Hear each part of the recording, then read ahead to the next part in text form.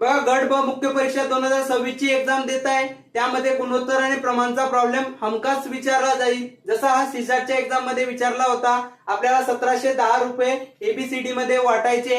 आपल्याला ए ला मिळालेल्या रकमेची चौपट ही बी च्या मिळालेल्या रकमेची 6 पट आणि सी च्या मिळालेल्या 9 पटाच्या बरोबर आहे. तर आपल्याला ए आणि सी मधील रकमेचा फरक आपल्याला काढायचा आहे. मग कसं सॉल्व्ह करणार बघा. आता अगोदर आपल्याला एबीसी चं गुणोत्तर काढावं लागेल, बरोबर.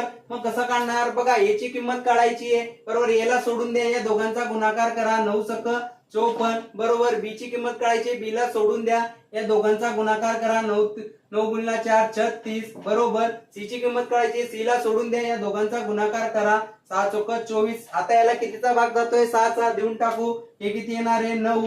हे येतील 6 आणि हे येतील 4, बरोबर. आता या तिघांची टोटल करावी लागेल. 9 6 आणि 4 किती झाली आहे? ही झाली 19. ह्या 19 रेशोची किंमत किती दिली आहे आपल्याला?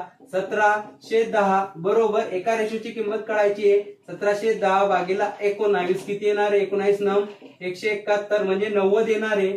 फरक विचारला आहे म्हणजे 9 मधून 4 गेले किती असणार रे? 5. 5 गुणिला 90 करा, 450. हे असेल आपलं आन्सर. सिंपल.